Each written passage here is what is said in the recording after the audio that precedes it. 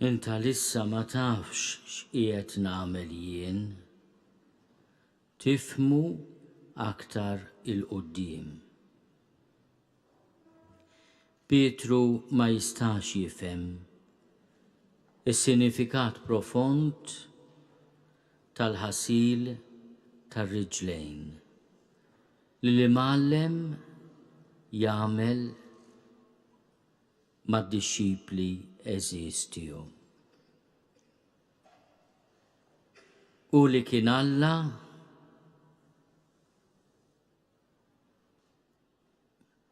jiddeċiedi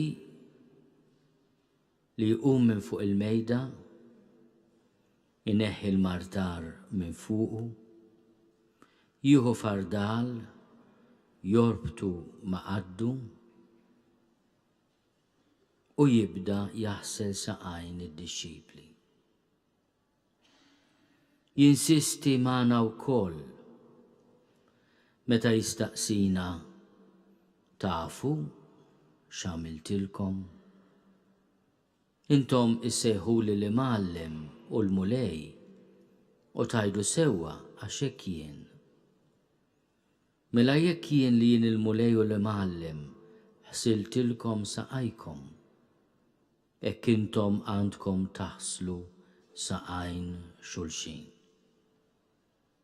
U jinsisti, jiena tajtkom eżempju biex kif għamilt jien magħkom hekk tagħmlu intom ukoll.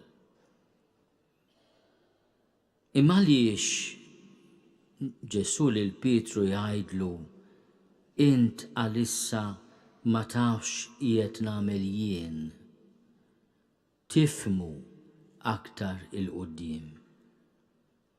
Għaliex is-sinifikat profond ta' dan il-ġest li aħna se nirripetu minn hawn u ftit ħin ieħor jagħmel sens u nistgħu nifhmuh tassew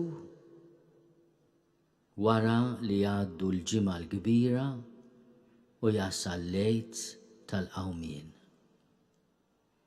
Fil-ħasil tar-riġlejn Ġesu ried iħallilna eżempju li jfakkarna ta' kuljum li hu fuq is-salib ta' ħajtu għalina.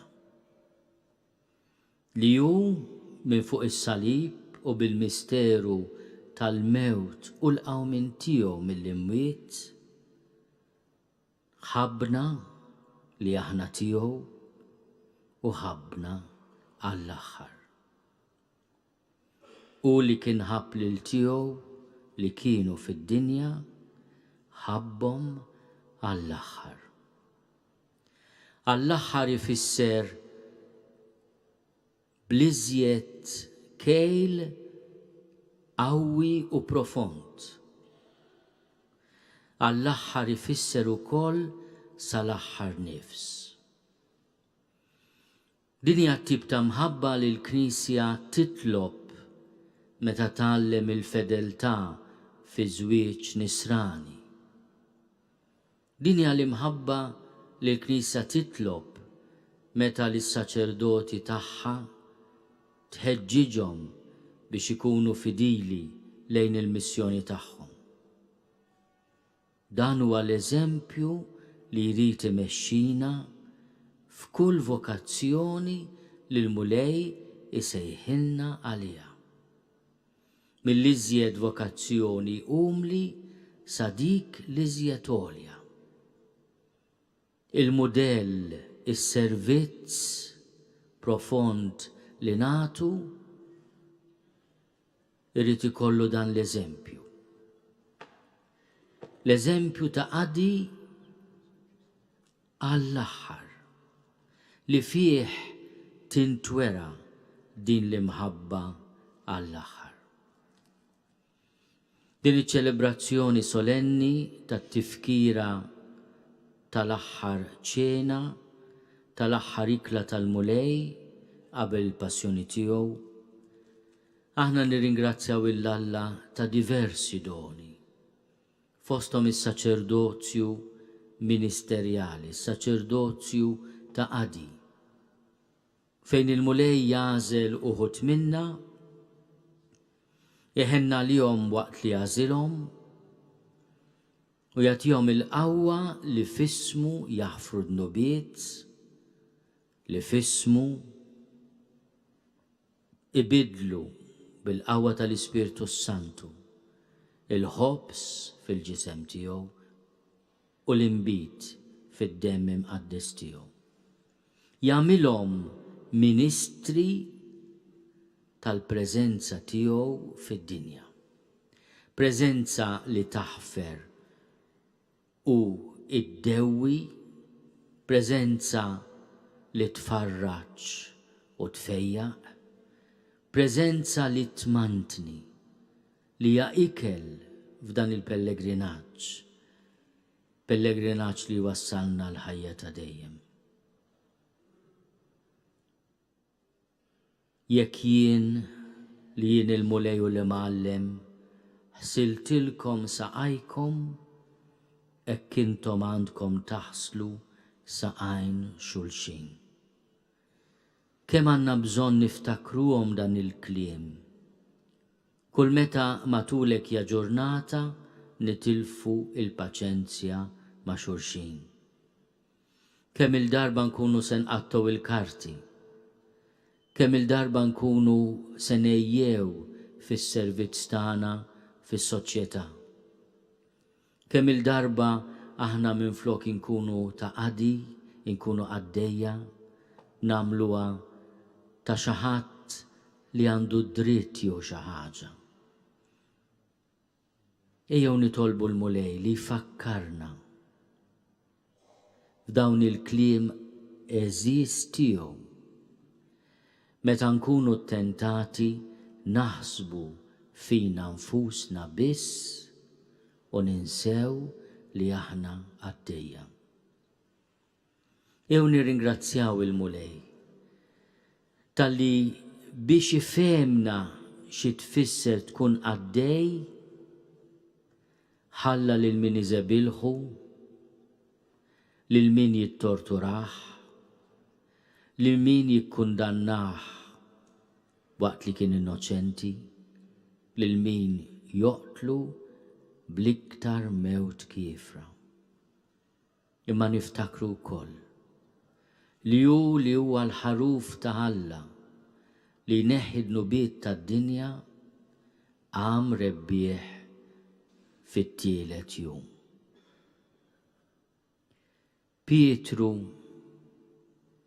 għal-bidu ma rridx li l-mulej jaħsilu saqajh. Imma meta fehem li din il-lezzjoni kienet importanti biex ikun ma' Ġesu, xtaq li l-mulej jaħsillu idejh u anke rasu. Kemm kienet qawwija x-xewqa ta' Pietru li jkun ħaġa waħda ma' Ġesu. U fl-istess ħin kemm kien dgħajjef Pietru. Fih naraw lilna nfusna, lil kull wieħed u waħda minna. Il-mulej jaf ix-xewqa kbira li aħna nkunu miegħu. Jaf ukoll id-djufija tagħna. Illum niftakru wkoll f'tant insara li minħabba ċirkostanzi iebsa fil-ħajja tagħhom, forsi deċiżjonijiet mhux feliċi, jħossuhom il-bogħod minn Ġesu, mis-sagramenti u mill-Ewkaristija. Illum huwa wkoll il-jum tagħhom. Il-jum ta' min għandu l-għaġġ għal Ġesu mingħajr ma jaf, ta' min għandu l-ġuħ għall-Ewkaristija mingħajr ma jaf x'qiegħed jixxennaq.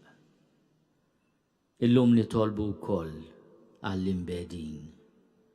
U nitolbu li f'dan il-lejl qaddis meta ħafna Maltin iżuru l-altari fejn l-Ewkaristija tkun meqjuma kif jixraq. ħafna Maltin jersqu lejn Ġesu, lejn il-qrar u tqarbin.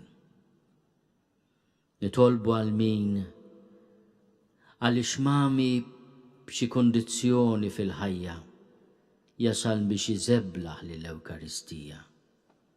Waqt li jemmen fiha jiddisprezza. Għamelu mulej li aħna li maħniġ deni ta' mħabba daqse kbira ma nibżgħux nersqu lejk li ħsiltilna saqajna u tajtna eżempju.